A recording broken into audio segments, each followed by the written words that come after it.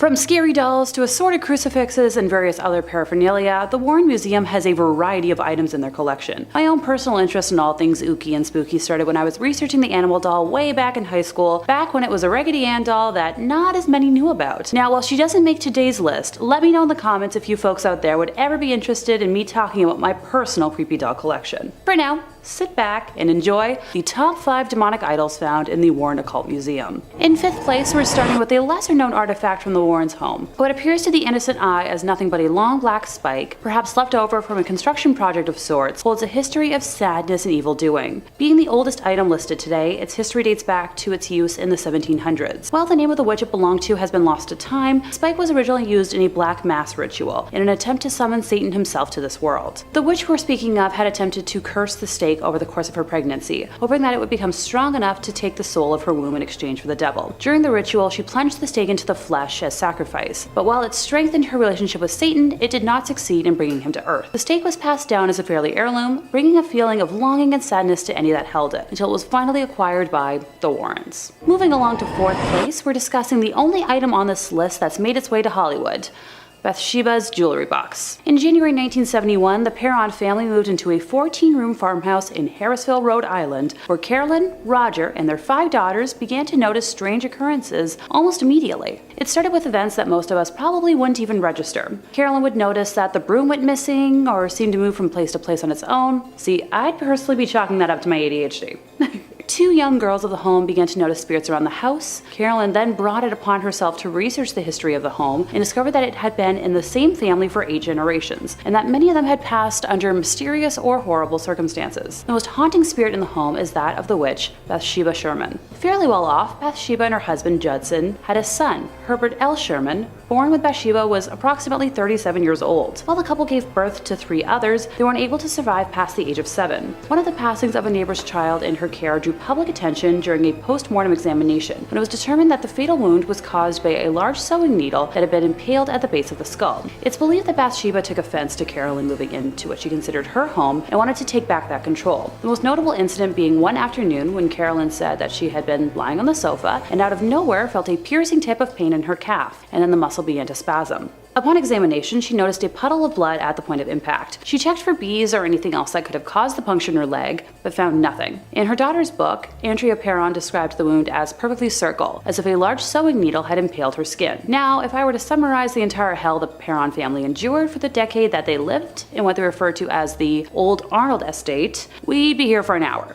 But during one of the last instances where the Warrens were called in to help the ailing family, they removed the box from the home after thoroughly blessing it, believing that it was acting as a conduit for Bathsheba's demonic energy to affect the home. Number 3, driveway alien. Ed and Lorraine Warren got involved in all sorts of things. It's said that they've tussled with vampires, with werewolves. Now, we don't have it on 100% authority that they ever encountered aliens, but they definitely could have. They researched everything. So let's take a look at this weird video of what looks to be a visitor from another world touching down on the driveway. You wouldn't expect aliens to make first contact in Colorado, but hey, here we are. In this video, we can see a really scrawny little creature walking up and down Vivian Gomez's driveway. The creature had people talking because, well, take a look at it. Just what is it? It almost looks like it's got giant ears flopping around when it moves, and I'm not gonna lie to you, it reminds me a lot of Dobby from Harry Potter, so maybe he just got a sock and he's just celebrating his happiness and he's excited to be free. The woman whose driveway caught the security footage, one Vivian Gomez, had this to offer when she posted it on Facebook. So I woke up on Sunday morning and saw this on my camera, and I'm trying to figure out what the heck. First, I saw the shadow walking from my front door, then I saw this thing.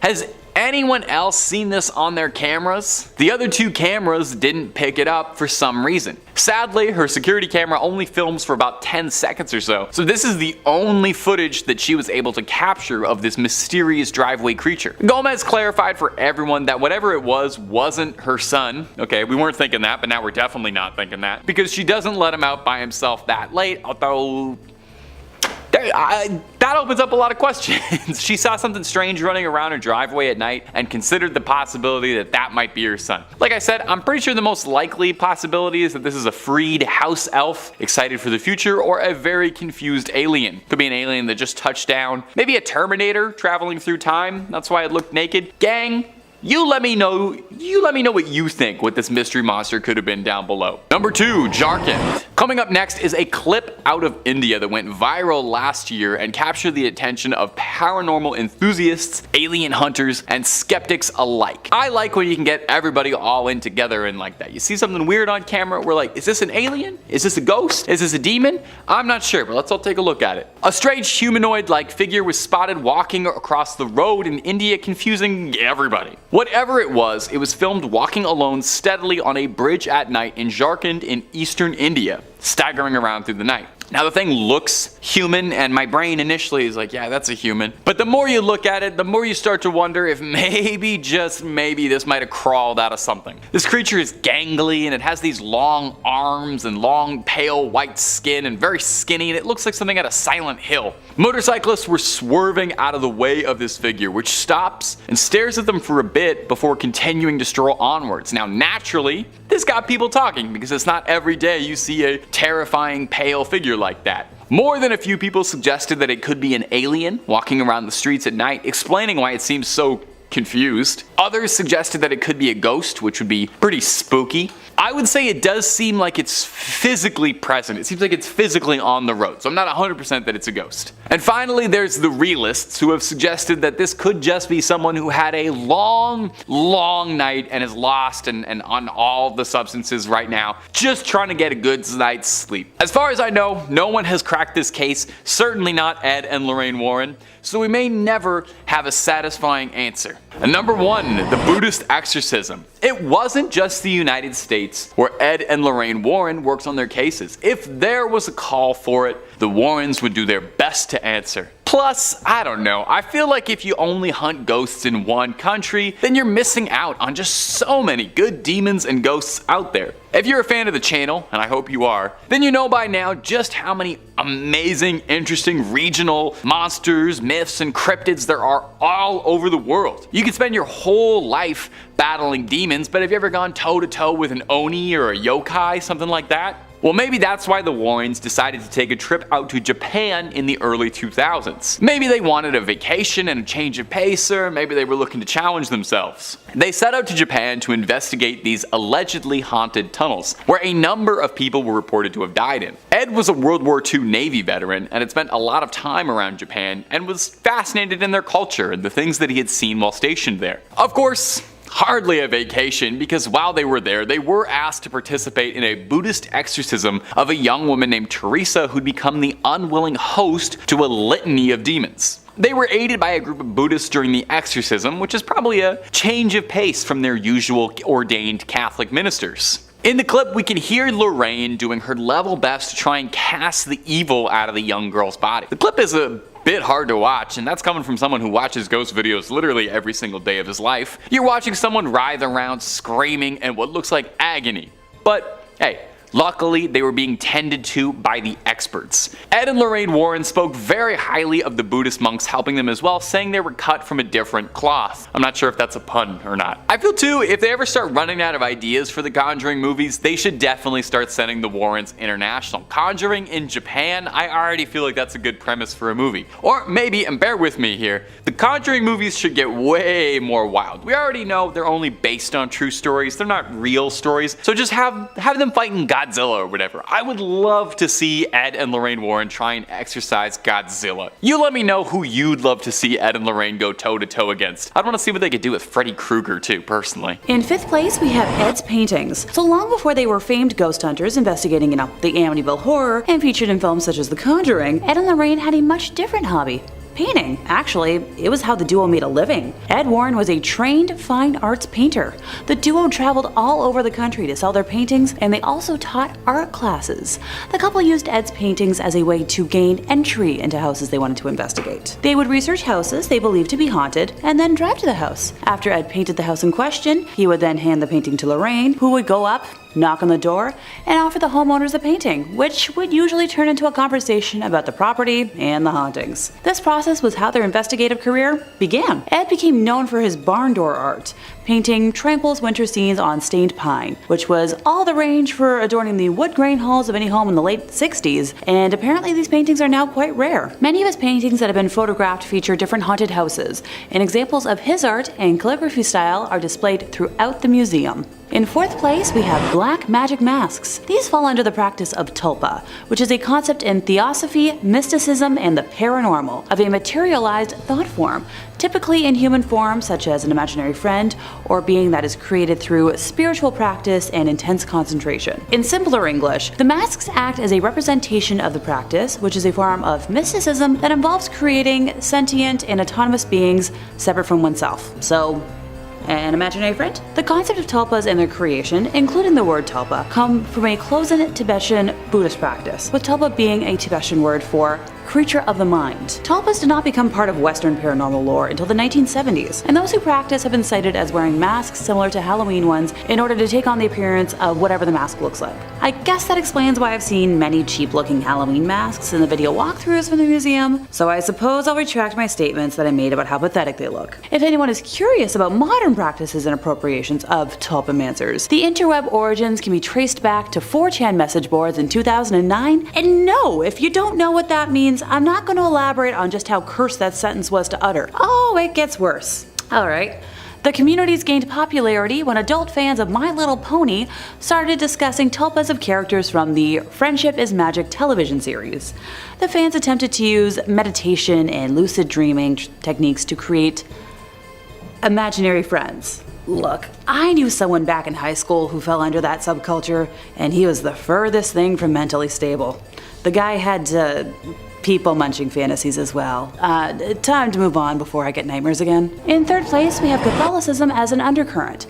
This is probably the only thing that has always bugged me, and while it might be less of like a secret in the gotcha sense, allow me to explain. Hauntings Ed and Lorraine spoke about were caused by people who refused to conform to traditional family values. Only people who submitted to the patriarchy and the church could be safe in their eyes. Their 1980 book, The Demonologist, kind of explains it all. That Ouija boards would get you haunted, but so would reading books about witchcraft, owning an image of a non-Christian deity, or attending conscious-raising groups. The horror in Amityville was supposedly aggravated when the unlucky homeowners engaged in the unholy pagan practice of, meditation. Addiction, depression, and disobedient children were all satanic. Hate, rage, despair, misery, drunkenness, and a sense of worthlessness will attract the demonic in a snap, according to Ed. One story in The Demonologist centers on a young woman who succumbed to evil after being fornicated with against her will. I do own this book, and I remember that not sitting super well with me. It was essential not just to stick with the status quo, but to be satisfied, with Ed going on record as saying,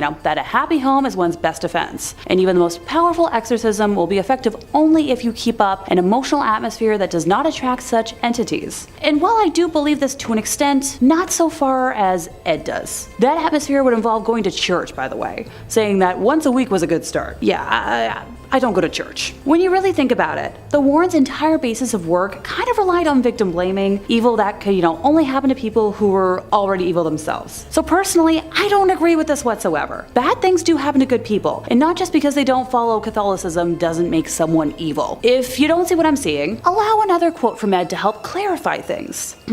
People who do negative or patently unnatural things are essentially doing the devil's work for him, and actually attract negative spirits to their side. Ed Warren was the homophobic brand of Catholic. Yes, I'm fully aware that not all Catholics observe this, and while most do not, Ed fell under that specific strain that sadly does. As a queer gal who didn't fully learn this until today, it kind of broke my heart that people who were so open to helping others and the unknown could be so close-minded. In second place, we have fraudulent items in their museum. So Ed and Lorraine were investigating numerous cases from the 1950s until they passed, right? And they founded a whole society devoted to the research and investigation of the paranormal in 1952. Not to forget their entire museum attached to their home dedicated to objects from their cases. So, explain to me how their website only has 10 public case files, and why so much from the museum looks like leftovers from a spirit Halloween. Doesn't anyone else find it pretty suspicious that we only get details from their really big news cases, while artifacts from other lesser cases are barely a footnote and have no story or witnesses attached? So in one corner of the Warrens Occult Museum is the skin of a tiger that is said to have killed 33 people in India while possessed by a demonic spirit. But yet, when I try to research this were-tiger, I find no account of any reportings in history about such a case, outside of, their quotes, or any offers from Ed and Lorraine to go into detail about any events leading to how it came into their possession. Seriously, Take a look at some of this stuff. Given what I know about modern day Satanism, that idol looks like a paper mache alien mock-up. Well, most folks who practice Satanism don't actually pray to any sort of idol, or to the devil himself. But sure, for a moment I'll pretend like that's real and move on to the, black magic skull, which just looks like a cheap haunted house prop for a glow-in-the-dark room. Ditto for the, chilling masks. You know what, actually that's a lie. I've seen cosplayers make better masks. I'm not going to even try to rationalize the skull with horns or the recreation of the Witch of Monroe. Y'all don't need to see me fuming right now. In first place, their personal life. So if you watch the film franchise, you'd think Ed and Lorraine had a pretty ideal, wholesome, perfect Americana family style life. But the reality isn't so shiny or pure, despite what, they preach all the time. In the early 1960s, Ed Warren initiated a relationship with an underage woman with Lorraine's knowledge. Ed was in his mid-30s when he met Judith, who was exactly half his age. Yucky. Having not yet gained enough fame as a self-trained demonologist to pay the bills, Ed was working as a city bus driver in Monroe, Connecticut, while Judith was a student at Central High School in the nearby town of Bridgeport, who, conveniently rode his bus route. The two began an amorous relationship, according to a legal declaration from Judith in November of 2014. Heck, by 1963, she had moved into the Warrens' home, and for the next 40 years, she had a sexual relationship with Ed with Lorraine's knowledge. That same year, Judith was arrested after someone reported her relationship with Ed to local police, because, busybodies everywhere. And she spent a night in the North End prison in Bridgeport, while police tried to persuade her to sign a statement admitting to the affair. After she refused to cooperate, she was ordered by the court to report to a delinquent youth office for the next month. So, Ed, being the great guy he was, picked her up from school every week and drove her to the mandated meetings. Judith claimed that Ed told her many times that she was the love of his life. The Warrens explained her presence in the home as a niece or a poor girl who they had taken in out of charity and who helped them with office tasks. And she was mentioned in a lot of their books as being, like their secretary, most notably in The Demonologist, which I've already quoted a couple times today. What do you know? I own a copy. In May of 1978, while in her 30s, Judith became pregnant with Ed's child, and Lorraine persuaded her to have an abortion because the birth of a child could become public and any scandal could ruin the Warrens' business. Now, if that wasn't awful enough, Judith has also claimed that Ed was, on occasion, physically offensive to Lorraine. Judith described one night in particular where she saw Ed slap Lorraine so hard she lost consciousness. Early on, she said, she witnessed him backhand his wife. While it might be easy to dismiss all these claims as, hooey, or someone trying to make something out of nothing, there's an interesting element from Lorraine that kind of proves this to be true. So when Lorraine signed on to consult on the Conjuring movies, she got a contract that states that the movies will not feature negative information about the Warrens, mentioning specifically intercourse with minors, youngling bad videos, anything to do with women of the night, or sexual violence. Kind of weird to have to spell that out if you don't have anything to worry about. Now, this is where I was wondering, well, where was the daughter in all this? Judy is still very much alive. What does she have to say about it? She spent most of her years living with her grandma and not her parents, claiming that it was because her parents were always traveling, so it was the easier and safer option. Her parents told her that they took Judith Penny in so she could have a place to stay and watch their house. But their daughter could have helped watch the house if she lived with them. Just saying. Upon entering the Warrens Museum, one of the first things you'll see is this frightening little shadow doll, made of bird feathers and real human teeth. The Warrens' son-in-law and current proprietor of the museum, Tony Spera, offers a bit of insight on the doll, saying it was originally acquired at an antique shop where it was being sold, and the owners of the shop, being none the wiser of the doll's evil, had it for sale. That's totally on the antique shop owners though. You come into possession of a doll made of bird feathers and human teeth, your first instinct should be to bury it with some rosaries, not stick a price tag on it, but I digress. The doll's curse works by taking a photograph of the doll, and when it develops, writing the curse you'd like to inflict and sending it to your victim. The person who then opens the envelope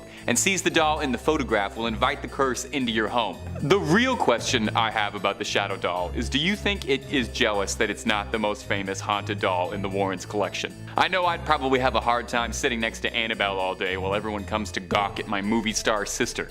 No wonder the doll is cursing people. If you're having fun, drop a subscribe and catch new scary videos every single day. Number 4, the brick from Borley Rectory. A brick? Okay, you're running out of ideas and it's only number 4. Well, bear with me, okay? It's not just the brick, it's the story behind the brick. And besides, a brick is actually pretty scary on its own. It doesn't even need to be haunted. Just imagine it being thrown into a window. Bam, very scary. Anyway, this particular cursed brick comes to us from Borley Rectory, one of the most haunted houses in the United Kingdom, and I gotta say, possibly one of the worst named buildings in the country. Borley Rectory sounds like a horrible medical infection.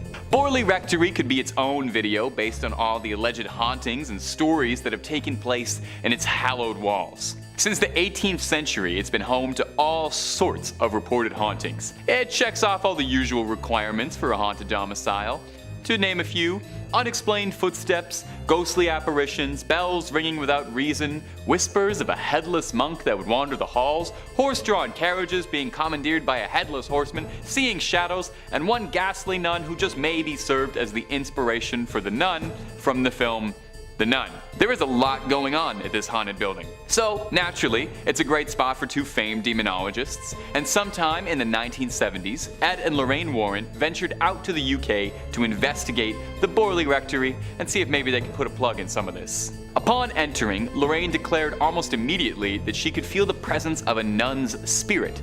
So the pair took some photographs, and after developing the photographs, lo and behold was the ghostly apparition of a nun in the corner. Now obviously the story of the film is much different, and in the film The Nun, the Warrens only really appear for a Thanos-style cameo at the end, but you never know, this could very well have been the inspiration for that character. The brick serves as a souvenir and a reminder of one more haunting in their storied logbook. In third place, we have a shadow doll. Among one of the first haunted items visible to those who visit the Warren Occult Museum is a shadow doll, which boasts bird feathers and a genuine human tooth, and she's just overall terrifying to look at. I'm calling it now, she better join that TV universe one day. For reference, a shadow doll is a statue or deity of sorts that is made specifically for harm to be used at the center of curses. I happen to know the steps for the most common curse, and while I'll leave out a step for safety, I promise I'll elaborate. Now, the caster would first need to take a picture of the doll, write a curse on the back of the photo, and then send it to whoever the curse is aimed for. You know, hopefully you've got their mailing address. The person who receives the picture with the curse will sadly invite that curse into their lives. Oh, almost forgot. The doll is also going to appear in that person's dreams, so enjoy your nightmares, folks. While not too much is known about the origins of this specific doll, it was initially purchased in a secondhand store under the assumption that it was simply, an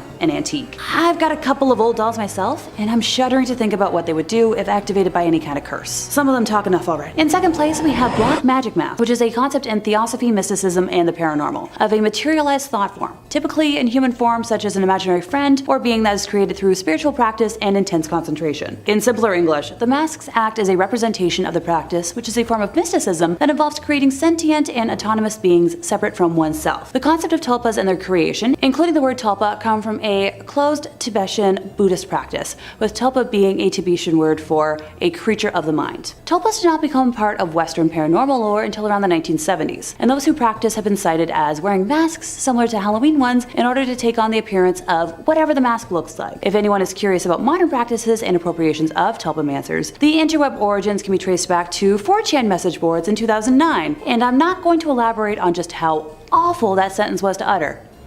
Oh, it gets worse. The communities gained popularity when adult fans of My Little Pony started discussing tulpas of characters from the Friendship is Magic television series. The fans attempted to use meditation and lucid dreaming techniques to create imaginary friends. Well, I think that about sums that up, don't you? In first place, we have the Black Lace Veil. So after one of their many public lectures, Ed was conversing with a couple that had been in the audience, where the boy introduced himself as Alan and explained that he'd brought his girlfriend Lonnie to the lecture because he suspected that she'd been overtaken by some occult influence. He explained that when his girlfriend became angry, her features would change into something resembling a wolf, and then the voice of a different person would speak from inside her. When Lorraine walked over to join the group, Lonnie experienced an episode of instantaneous possession and lurched out in an attempt to attack Lorraine. This incident terrified everyone in the vicinity, with the Warrens ending the audience chat session immediately, before Ed escorted the couple to an offstage room while Lorraine stayed outside. In the backstage room, the girl was fully under possession, breathing heavily, and her facial features had transformed into the wolf-like appearance the boy had talked about. After about 10 minutes, the possession passed, and Lonnie was lucid enough to explain,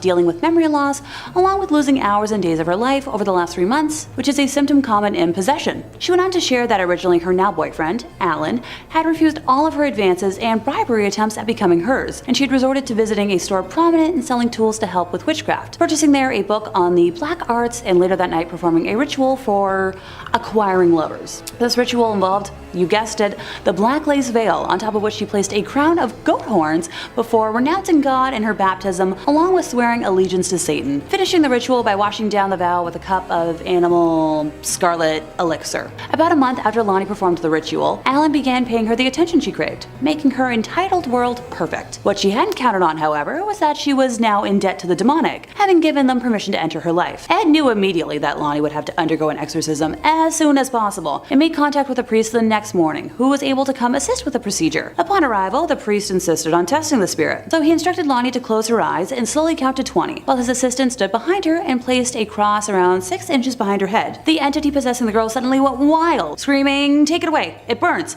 Take it away!" During the exorcism, it kept screaming, "She's mine! She's mine! Her soul is mine!" in reference to Lonnie. It was eventually separated from Lonnie, but just before it departed, the thing vowed it would return to another. The Warrens brought the black lace veil, goat horns, cup, and the conjuring book home with them so she would be safe from repossession, but the tale of the veil doesn't end here. Months later, when Ed was in a meeting with a lady who was manifesting different personalities, some male, some female, and some that couldn't even be called human, but all making extremely threatening statements, her eyes began to wander, and when they landed on the black veil, she jumped up, grabbed the veil, and clutched it to her chest. Her features immediately began to transform into those of a wild, sneering creature distinct from the otherwise attractive girl. Ed drew 2 vials of water to himself, one unblessed, the other blessed by an exorcist, and moved away from what was no longer this woman, but an inhuman spirit, a lesser devil of hell. Horrid moaning and various animal sounds came from the girl as Ed blessed her, banishing the demon away for now a second and final time. And that brings us to the end of our list, and I'm glad all of those items are still kicking around the Warren Museum for safety and not out in the open. In 5th place, we have a satanic idol. This story began in 1991 when a deer hunter was walking through the woods in Connecticut, close to where Ed and Lorraine resided. The hunter got lost and after some time stumbled upon a raised, circular rock formation with the idol in question standing in the middle of it. It is believed that the formation was common with folks who practiced devil worship in the 70s. The hunter began to feel uncomfortable and left the area,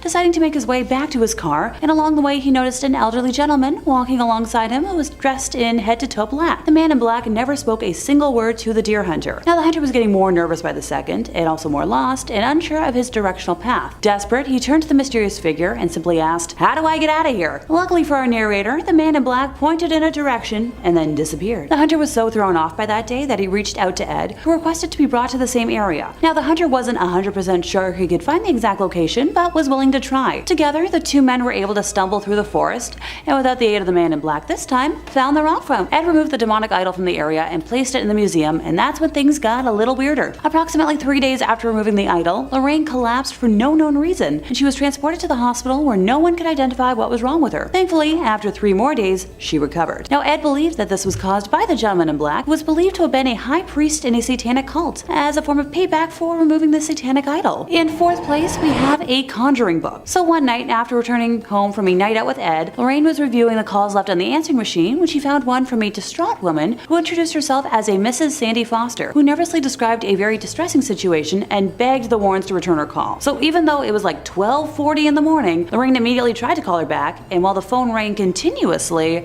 the connection was broken. Lorraine tried a few more times, going so far as to contact the phone operator and the operator's supervisor, who ran tests on the phone line and frustratingly didn't find anything weird. The next day, when the Warrens returned home from church, Lorraine immediately phoned the Foster home again. This time, Mrs. Foster answered the phone on the 2nd ring and mentioned that the phone had never rang the night before, and Lorraine made the decision to go pay the Fosters a visit that afternoon. She and Ed arrived at around 2 p.m. and met not only Mrs. Foster and her husband, but also their 3 offspring, Abby, Joel, and Hannah, who had experienced most of the phenomena. Ed arranged his recording gear on a nearby table while Lorraine asked her permission to walk the house, which she was immediately granted. Mrs. Foster brought up that her daughter Meg, the 3 offspring Abby, Joel, and Meg, who had experienced most of the phenomena. Ed arranged his recording gear on a nearby table while Lorraine asked her permission to walk the house, which she was immediately granted. Mrs. Foster brought up that her daughter Meg had always been interested in the occult and had purchased a book on conjuring as a gift for Meg, and based off of the description Ed gave of it, I believe it was a copy of the Ars Goetia. Now Meg admitted to attempting to summon a few of the spirits in the book, but had lost hope because nothing had happened. Ed prompted further, asking for specifics on the experiences that had happened in the last week when only the younglings were home. So, let's set the scene.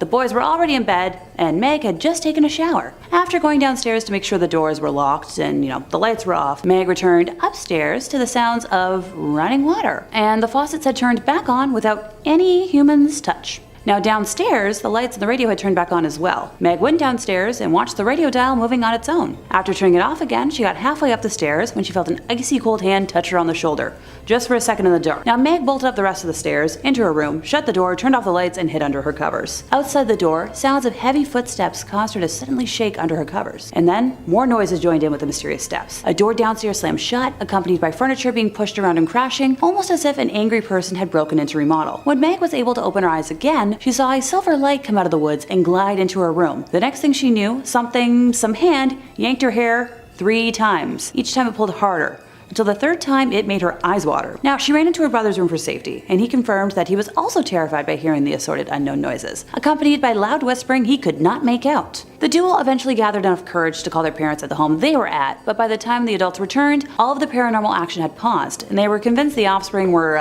making it up. On the second occasion, everything that happened was almost the same as the first, but this time they involved the family dog, who was snarling at something that no one could see. Now, Joel remembered it as strange because the dog was deaf and could barely hear noise. So when the Wards were hiding in a bedroom on this occasion, instead of a silver figure, they saw a dark purplish cloud that they were unable to look at directly. So Lorraine at this point had returned and reported that she had experienced an inhuman presence throughout the home and asked Meg if she possessed, black conjuring candles in her room. And when she responded yes, Ed told the family that he and Lorraine can handle everything, but they should maybe head out for a drive while it was happening, for safety. Ed and Lorraine got to work the moment the Fosters left, determined to discover the true nature of the spirit's presence in order to dispel it. For provocation purposes, Ed used a crucifix and holy water, scattering the water at all 4 points of the cellar floor, and saying aloud, "In the name of Jesus Christ, I command all spirits, whether human or diabolical, to leave this dwelling and never return." On the first floor, Ed repeated the same procedure in each of the rooms. This process, known to any exorcist as binding, requires the infesting spirit to either show itself or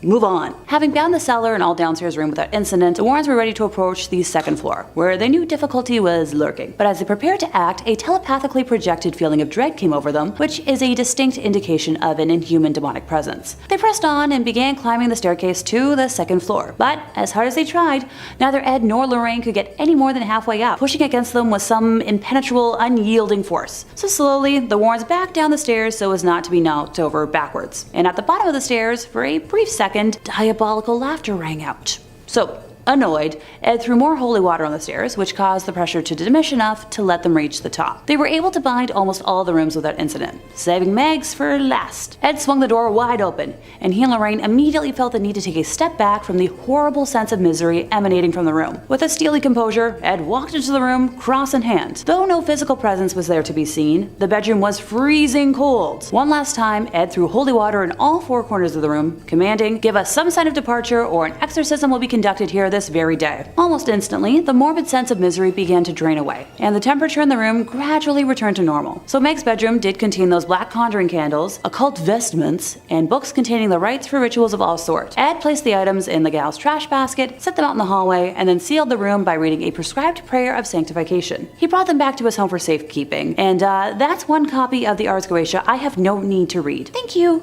See? I've told y'all, don't summon beings. In third place, we have a satanic idol. So this story began in 1991 when a deer hunter was walking through the woods in Connecticut, close to where Ed and Lorraine resided. The hunter got lost and after some time stumbled upon a raised, circular rock formation with the idol in question standing in the middle of it. It is believed that the formation was common with folks who practiced devil worship in the 70s. The hunter began to feel uncomfortable and left the area, deciding to make his way back to his car, and along the way, he noticed an elderly gentleman walking alongside him, who was dressed head to toe in black. Now, the man in black never spoke a single word to the deer hunter. The hunter was getting more nervous by the second, and also more lost and unsure of his directional path. Desperate, he turned to the mysterious figure and simply asked, "How do I get out of here?" Luckily for our narrator, the man in black pointed in a direction and then disappeared. The hunter was so thrown off by that day that he reached out to Ed, who requested to be brought to the same area. The hunter wasn't 100% sure he could find the exact location, but was willing to try. Together, the men were able to stumble through the forest, and without the aid of the man in black this time, found the rock formation. Ed removed the demonic idol from the area and placed it at home in his museum, and that's when things got a little weirder. Because, a man in black spotting and weird forest stuff isn't weird enough for us. Approximately 3 days after removing the idol, Lorraine collapsed for no known reason. She was transported to the hospital where no one could identify what was wrong with her. Thankfully, after 3 more days, she recovered. Red flag time! 3s and 6s are very popular numbers amongst the demonic scary people and things that you want to avoid. Ed believed that this was caused by the gentleman in black, who was believed to have been a high priest in a satanic cult, as a form of payback for removing the satanic idol. Now, this idol remains in the Warrens Museum to this day, and honestly, I think it looks like a papier-mâché masterpiece of an alien, but please let me know in the comments if anyone out there has a different opinion. In second place, we have a shadow doll. So among one of the first haunted items visible in the museum to visitors is a shadow doll, which boasts bird feathers and a genuine human tooth. Unlike the other dolls included in the museum, I'd consider this creature more of a sculpture. Ergo, why she made her way to my list today. Also, she's just overall terrifying to look at. I'm calling it now. She better join the TV universe soon. So a shadow doll is a statue or deity of sorts that is made specifically for harm and to be used at the center of curses. I happen to know the steps for the most common curse, and while I'll leave out a step for safety, yes, I promise I'll elaborate. So the caster would first need to take a picture of the doll, write a curse on the back of the photo, and then send it to whomever the curse is aimed for. The person who receives the picture with the curse will sadly invite that curse into their lives. I'm thinking, oh, totally forgot. The doll will also appear in that person's dreams. While not too much is known about the origins of this specific doll, it was initially purchased in a vintage store under the assumption that it was, simply an antique. I have a couple of antique dolls myself, and I'm shuddering to think about what they would do if activated by any kind of curse. They've already got enough of a personality.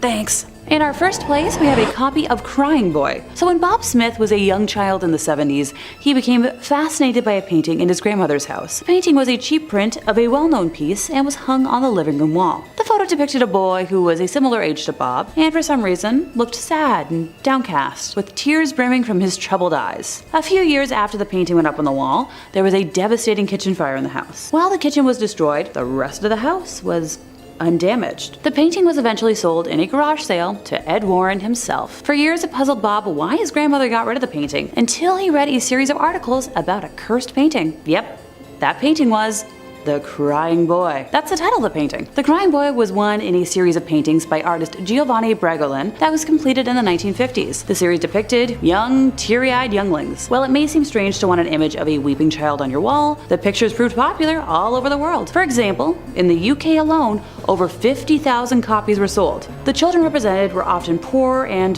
very beautiful. In total, Giovanni painted over 60 paintings, and up until the early 80s, prints and reprints of his images continued to be mass-produced. In 1985, the most popular tabloid newspaper in the United Kingdom printed a story that caused panic and ended the popularity of his work. The Sun published an article entitled Blazing Curse of the Crying Boy, describing the terrible experience of May and Ron Hall after their home was destroyed by fire. The cause of the fire, much like Bob's grandmother's, was a greasy pan that overheated and burst into flames. The fire spread rapidly and destroyed everything on the ground floor of the home. Only one item remained intact: print of the Crying Boy on their living room wall. Distraught at their loss, the devastated couple made the bizarre claim that the painting was cursed, and it, not the pan, was the cause of the fire. Now, this tale probably would have disappeared into the archives of strange and mysterious stories, except for one, tiny thing. A firefighter claimed that he had attended at least 15 house fires where everything was destroyed except for prints of the Crying Boy, which will remain completely intact. So before long, this gathered momentum, and a rash of fires all over the world were blamed on the cursed child, not to be confused with the play that's currently running of the same name. In subsequent articles, the Sun went on to claim that a woman had lost her house to a fire 6 months after buying the painting. 2 sisters had fires in their homes after buying a copy of the painting, when one sister even claimed to have seen her painting sway backwards and forwards on the wall while it was happening. A concerned woman on the Isle of Wight attempted to burn her painting without success, and then went on to suffer a run of very bad luck. A gentleman in Nottingham who possessed a print of the painting lost his home, and his family was injured. A pizza parlor got destroyed, including every painting on their walls, except for the Crying Boy. When the Sun reported that even rational firefighters refused to have a copy of this painting in their homes, the reputation of the Crying Boy was damned forever. In all these cases, and many more that were reported, paintings of the Crying Boy went unharmed. Eventually, there was an image of a crying child by any artist in a house that went on fire. Now, some folks claimed that they experienced bad luck if they attempted to destroy or even get rid of the paintings, while others were convinced that it was only a matter of time before disaster struck them. The Sun eventually offered the frightened public a solution. On Halloween night of 1985, hundreds of the paintings were collected together by the newspaper and burnt under the supervision of the fire brigade. So, why would this seemingly innocent series of paintings be cursed? Theories ranged from the little boy being from a Romani family who placed a curse on the artist, to others claiming that the subject of the painting had died in a fire and his spirit was trapped in the art. The most enduring story claimed that the boy accidentally set fire to the studio of Giovanni Bregalin. Simply put, wherever the little orphan went, fires mysteriously followed, earning him the name Diablo or Devil. Number 5. The Book of the Sacred Magic of Abramelin the Mage. The Book of Abramelin, or more formally, the Book of the Sacred Magic of Abramelin the Mage, is an old Jewish magic text that is thought to date back at some point in the 14th or 15th century. Now, it wasn't the initial publication of this book that gave it its notoriety. Instead, it was when it was 19th and 20th century magicians who were in the Hermetic Order of the Golden Dawn, which is a British secret society dedicated to the practice, research, and upholding of old occult magic ways. But hush hush, you didn't hear that from me. One of the founders of the Golden Dawn, SLM Mathers, created the first ever English translation of the book in the 1890s, drawing from a previously established 17th century French translation. Now, Mathers' translation quickly became the definite magic text of the 19th century, eventually helping inspire Aleister Crowley to inspire his system of magic, the legendary occultist and fixture of one of the best Ozzy Osbourne songs ever. That solo still goes, man.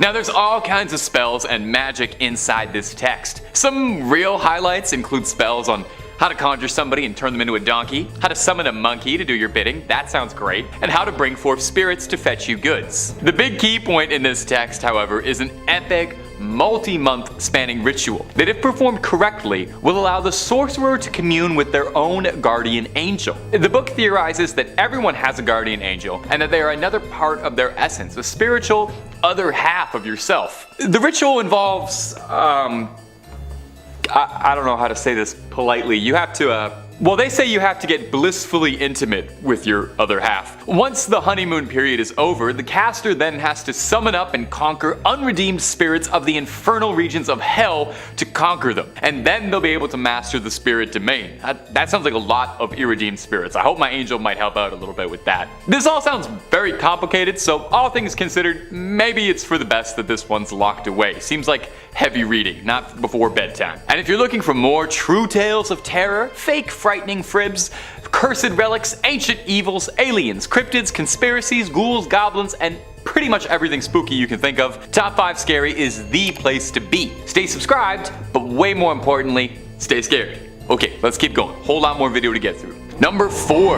Book of Soyga. The Book of Soyga, also known by a more complicated name, the Alderia Siva Soyga Vocor, is an occult text that hails back from the 15th century. I'm pretty sure just saying that name out loud in front of the camera, I probably caused a curse on the office, so I'm sorry about that. This text would have been lost to time, just another forgotten cursed manuscript, if it weren't for the obsessive efforts of John Dee, a 16th century polymath who had his hands in just about every field of study. Polymath is a fancy word for a guy who studies just about everything, and Dee practiced chemistry, physics, astronomy, and also the occult. You know, there's always more to learn, right? Mr. Dee was particularly interested in contacting angels to learn the secrets of the universe. And this book contains a litany of recipes for magic spells and all sorts of writings on demonology and astrology, but most importantly, and what caught Mr. Dee's attention, is that the book is said to include the names and genealogies of all of heaven's angels. Dee believed that the book contained an ancient divine message written in a language spoken to by Adam, the true unspoiled word of God. That's a pretty big statement. Now, much like the Voynich manuscript, which I'll mention a little later in the video, so put a pin in that for now,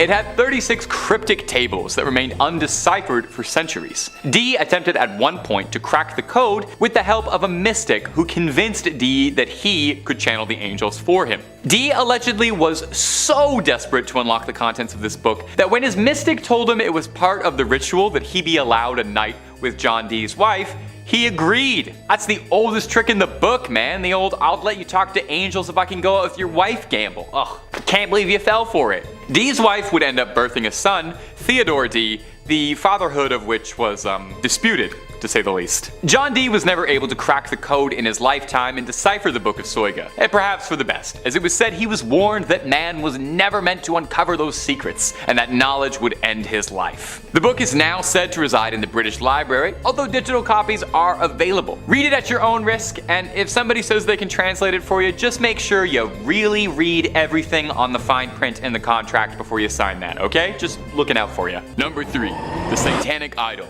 and the Human Skull. No way. No way a satanic idol and a human skull are haunted. No way. The skull was given to the Warrens, apparently as a gift, and I sincerely hope they kept the gift receipts for that one, because it's not the kind of thing I'd like, but they probably loved it. Now, the satanic idol is a slightly different story.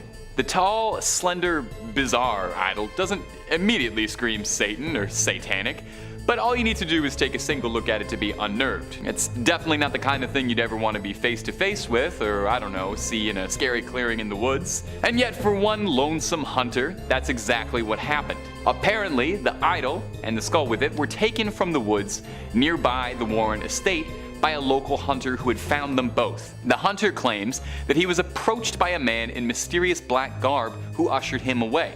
Obviously, a little shaken and stirred by such a bizarre experience, went to the only people he thought he could trust with something like this, and he took the idol to the Warrens for safekeeping.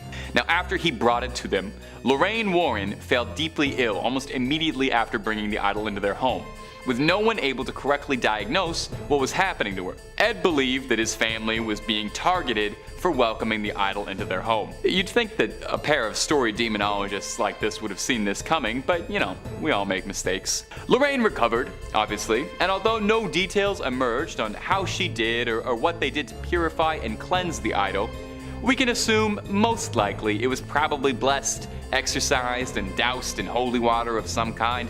Otherwise, it wouldn't be fit to sit amongst their treasures. It now rests inside the museum, alongside all their other haunted relics, patiently waiting for Hollywood, where I've heard it's very open to hearing offers for a 3-picture deal and some spin-offs if that's on the table. Number 2. The organ. Now, one of the more mysterious items inside the museum is this big grand organ. Get your mind out of the gutter. It's a musical instrument, like a church organ. The church organ was recovered after authorities seized a haunted house in Connecticut. Having close ties to the Warrens, the authorities asked if there was anything they might like to retrieve from the site. The house burned down mysteriously not even days after the organ was removed. Ed Warren, lover of all things haunted and a good bargain, had a great interest in this organ, and keeping of his self-imposed duty of controlling haunted objects, took it upon himself to take it home. Obviously this thing was cursed, obviously. Ed Warren would say that he would hear songs being played from it discordantly throughout his home whenever no one was around. And when Ed would venture forth into his office to investigate it, the music would stop as soon as he opened the door. He says this would occur every time he tried to investigate it, happening 3 different times. Eventually, losing sleep over one more haunted relic, Ed Warren contacted a friend at the clergy to come bless it. He would have a priest come by every 2 weeks or so to bless his home and to bless every item in the museum to keep the spirits docile. It begs the question, with this much effort, why even keep cursed items in your home? The organ at least seems benevolent, but Annabelle, the skulls, the satanic idols, why them? Well, Ed and Lorraine believed by keeping these items under supervision, it meant they were safe from outside interference and no one else would be put at risk. The pair feared that if any of the cursed objects were destroyed or damaged, then they could release the spirits back into the world, free to cause more mayhem. This same reason is why, despite the passing of the Warrens, the museum is still kept up and open and maintained. And also, so, paranormal ghouls and goblins like us can go check out all this spooky stuff and get some fantastic Instagram stories out of it. Number 1. The Conjuring Mirror. Hey, wait a second, there wasn't a particularly notable mirror in The Conjuring. Are you trying to fool me? It was a haunted music box. Well, you're totally right. It was a haunted music box. This is a different thing, unrelated to The Conjuring, but related to The Conjuring in the sense that it was owned by Ed and Lorraine. Give it enough time, this might be in one of the movies. Over the years, you've probably heard all sorts of superstitions regarding mirrors. I'm sure you've heard that breaking one is 7 years of bad luck. But there are some who say that mirrors can be used as portals to other worlds, and can be used as the stage for all manner of ritual. It's even been said this is how Nostradamus was able to peer so deep into the future. This desire caught the attention of one Stephen Zellner, a Connecticut native who wanted to try a little soothsaying of his own. He acquired the mirror and performed a ritual on the art of kleptomancy, dangling the mirror from a thread into a pool of water, where supposedly, if performed correctly, you'll be able to see visions in the reflections below. Well, as the story goes, for Zellner, it worked, and he saw brief glimpses of his future, but didn't see the spirits that had been kept inside the mirror, which he invited into his home, wreaking all manner of havoc on him. Doors would slam shut, drawers would fly open, objects would be hurled across the room, the poltergeist classics. Knowing that he'd invited something dark that he couldn't handle into his home, he reached out to the church for an exorcism and was referred to Ed and Lorraine. The pair exorcised the spirits back into the mirror, sealing them back. Knowing that it wasn't safe to leave the mirror in the hands of Zellner, the two offered to take it off of his hands, protecting and controlling the evil inside, and adding it to their collection of delightful cursed relics where it now resides. Number 5. Annabelle. Well, it just would not be the Warrens without Annabelle. She's easily the most famous thing in their collection, and let's be real, she's probably one of the most famous dolls on the planet. You know, Barbie, Annabelle. Do you ever wonder if they ever thank her for all the good publicity she's given them? By now, I'm sure if you're watching this video, you know the story of Annabelle, the haunted doll that they kept captive, but I'll run it by you again in case you don't. It was given to a nursing student as a gift from her mother, and within days, things started getting scary. Notes would appear around the house scrawled in red liquid that read out terrifying messages like, "Help me." Allegedly lunged at the girl's boyfriend one night, and well, after a doll comes alive and lunges at you, you call some help. And then Ed and Lorraine were called in to exorcise the demon inside Annabelle. In the end, they keep her locked up very tight, surrounded by rosaries and holy water to ensure the demon inside can't harm anyone anymore, and they keep her locked up except when they wheel her out for publicity events and take her to conventions. While Annabelle has enjoyed quite the career as a movie star, the real Annabelle is locked away to keep the evil dormant. In this footage, we're treated to some up close and personal glamour shots of Annabelle in the flesh, or stuffing, I guess, locked tight in her cage. The footage comes from Tony Spera, the son-in-law of Ed and Lorraine Warren, who's gonna get mentioned a whole heck of a lot in this video. He takes us on a brief tour of the museum, getting a real up close to it. Even through a YouTube screen, you can feel some evil radiating off this doll. Now sadly, if you're a big Warren superfan and you want to go check out the museum, unfortunately it's closed right now, but they are hoping to reopen it. So one day Annabelle can get back to scaring her fans in person like she always has. When I said before that they take her out to conventions, that wasn't just me being snarky, it's real. She just recently was at the Warrens Paracon, the convention dedicated to supernatural hunters of the paranormal. You can line up, take a photo with Annabelle. I'm not sure if I'd take a selfie with her though. I don't know. It might look good on a Tinder profile, maybe? I'm not sure. And if you're looking for way more Ed and Lorraine content, true tales of terror, fake fibs of frauds, cryptids, ghosts, ghouls, goblins, aliens, pretty much anything scary under the sun and above it, well, you already know Top 5 Scary is the place for that. Make sure you stay subscribed. Please ring that little bell to the side so you get all of our videos when they upload. But do that at the end of this video, okay? Because I got 4 more pieces of Ed and Lorraine footage coming up for you right now, baby. Number 4, the museum tour. Now, if you wanted to go to the world's foremost collection of haunted relics and cursed objects, there's probably no storeroom full of curses more than the legendary collection of the Warrens' Haunted Museum of Souvenirs. Now, like I said just a second ago, the museum is currently closed as of the writing of this video, but they are trying to reopen soon. You know, cross your fingers. But in the meantime, you can take a digital tour, as this footage posted by the Warrens' son-in-law, Tony Spera, shows Mr. Warren giving a guided tour of some of the more unique haunted artifacts resting in the Connecticut garage.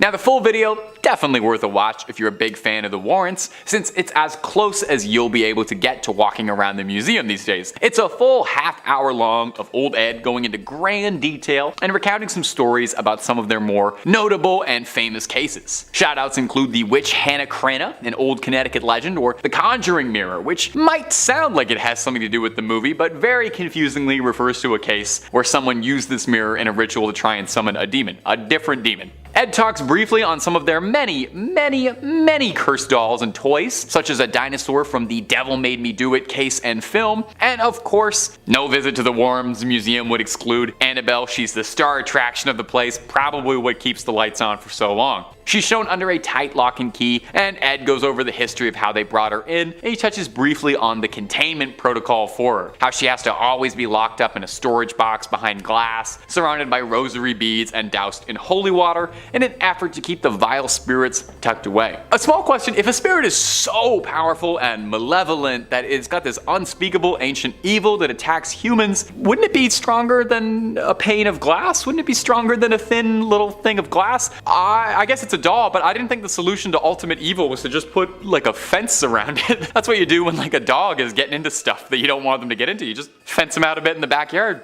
Dogs, haunted dolls. Okay. Number 3, the Grand Grimoire. That is so fun to say. This next entry has been nicknamed the Gospel of Satan. So if you're looking for an indication as to whether or not this book is, evil, there you go. They had to put that on a sticker, put it on the cover right next to the Oprah's Book Club recommendation. This book is said to have originally been written by a man possessed by the devil sometime in the 16th century. It's an infamous occult text and is said to contain dark incantations, spells and rituals, tools on how to force demons to do one's bidding, and even some instructions for a little necromancy 101 for fledgling dead raisers. It's not all brimstone and hellfire though. There are also reports on how to make pacts with spirits for personal gain, rituals to win the lottery, talk to ghosts, make yourself invisible, and even adorably, how to win love. Never heard of a demon working to help someone fall in love. Now all that sounds cool, definitely. I know I would love to have like a little skeleton minion who could help me with chores, maybe be like my little buddy. I love playing a necromancer in Skyrim, but these things don't really work out if you don't know what you're doing. Take a look at Full Metal Alchemist, that didn't work, they didn't know what they were doing. Even opening this book is considered equivalent to selling your soul to the devil. Soon as you crack the spine, it's like signing the contract. Because of the book's nefarious reputation, the original copy of the manuscript has been sealed away inside the Vatican's secret archives, and not currently available to the public. So I don't think whatever they're listing on Amazon as the Grand Grimoire for $10 is the real Grand Grimoire.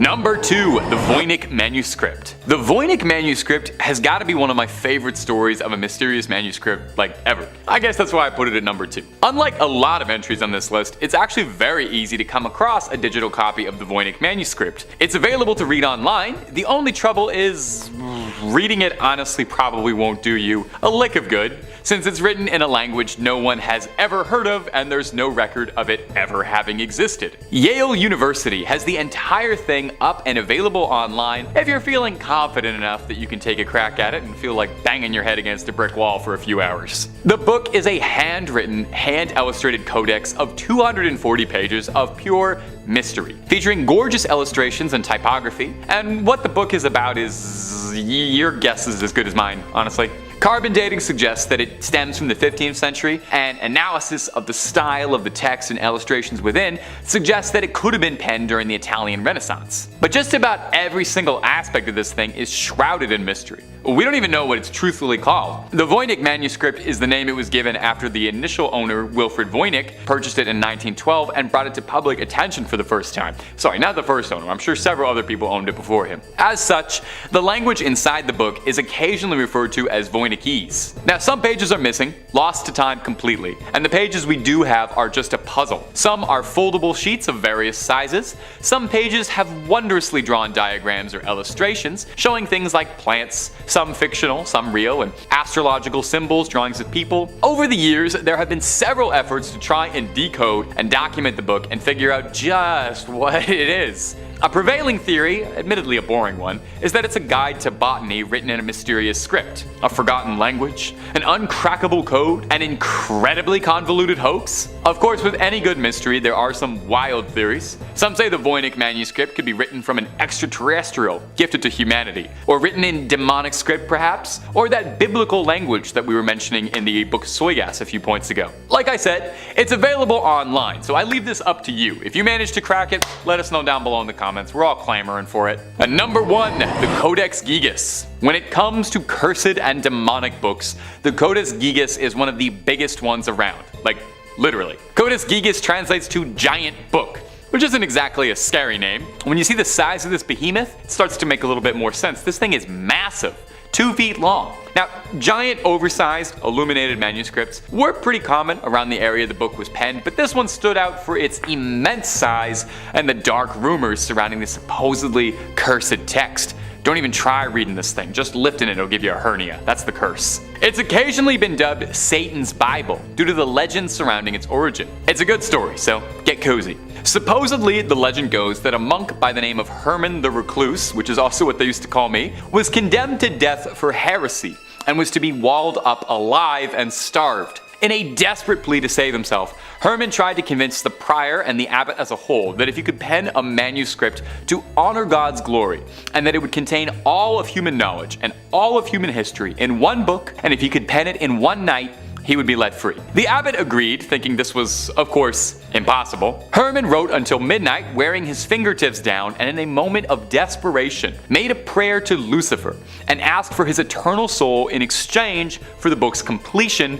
in order to repent for his sins. I totally get it. You know, I gotta be honest, I have done some pretty nutso stuff trying to make sure my scripts get in time for deadline. Haven't quite sold my soul to the devil yet. I usually just rail Red Bulls, but I'd probably make a similar deal under a similar deadline. Now, I don't want to poke any holes in Herman's logic here, but I will say maybe selling your soul to the devil is part of the reason you got into this mess in the first place, because that does sound a little bit like heresy, but it's not my place to judge. I'm not an archdeacon. A variation of the legend states that Herman worked for years on the manuscript, day and night, but still was unable to complete it in his lifetime and asked for the devil's assistance. Anyway, no matter the story, the legend states that Satan signed the Bible with a particularly terrifying illustration of himself. I mean, take a look at it, it's horrifying looking. The book contains a birth of information. Like they said, it was supposed to be everything humanity had attained up to that point in one big book. These days, the Codex Gigas is preserved in the Natural Museum in Sweden, where you can admire the penmanship of Herman the Recluse and his ghost author Satan. Number 5. The White Lady Ghost. Among the Warrens' storied career of demonology was a peculiar case involving a local Connecticut legend, the White Lady Ghost of Union Cemetery. Whoosh, that's a doozy of a title. Can you just shorten that down? Just like a Union Cemetery ghost? There you go. 3 words. Anyway.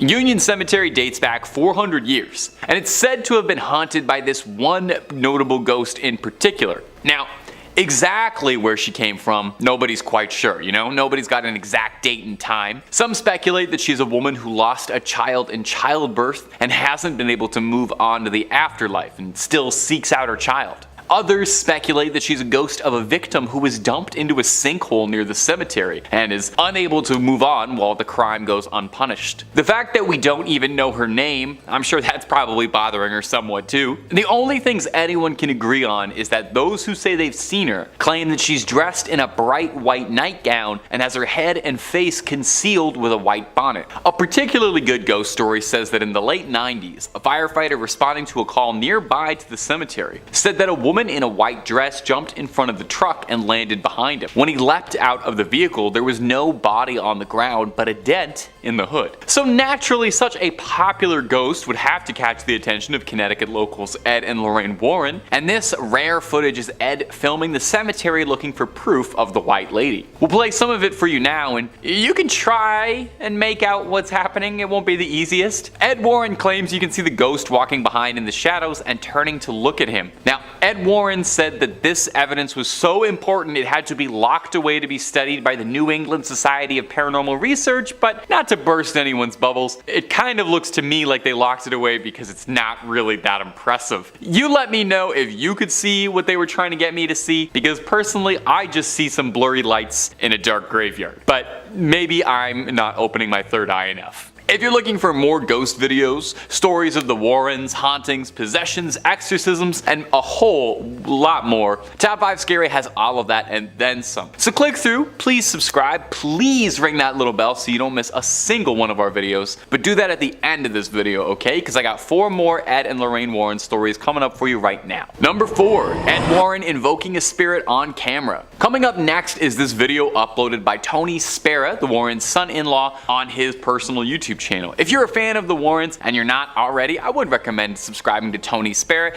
He puts all sorts of Warren related clips up on the channel and it's fun. Now, it's hard to say much about this particular video because it was uploaded without a whole lot of context. The video doesn't really mention a date, a location, or a case, or anything else like that. It's a bit troublesome because the Warrens have said to have worked on hundreds of cases over the years, so this could be any one of them, or maybe it's just one of the lesser, less exciting cases that got pushed to the side. They can't all get made into movies, Now in the video we can see Ed filming what looks like a fairly normal 70s living room, although the room is definitely haunted. You can tell right away from that liminal yellow wallpaper color.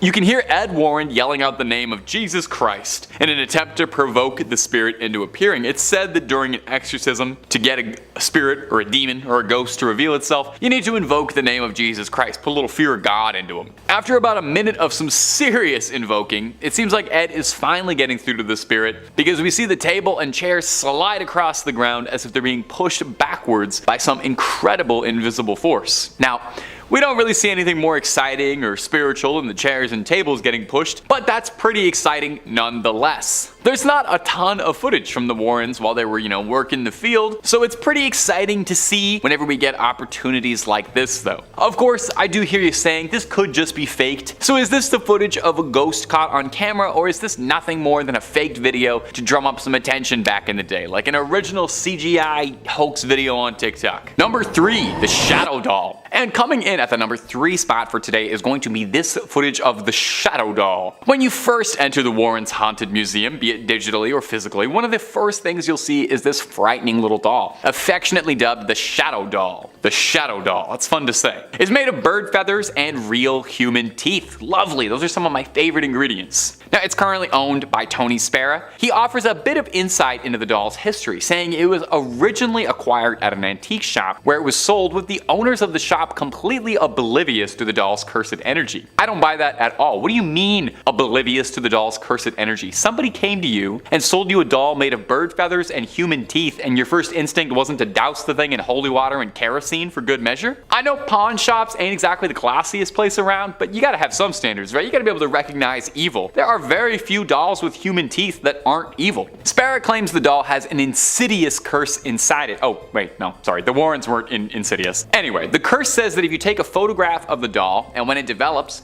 you write a curse that you'd like to inflict and then send it to your victim. The person who then opens the envelope and sees the photo of the doll will invite the curse into your home. The doll is also capable of some dream magic like Freddy Krueger, and can even stop your heart while you're asleep if Mr. Warren is to be believed. And I know what you might be thinking. Did you just curse all of us by showing us this footage and pictures of the doll?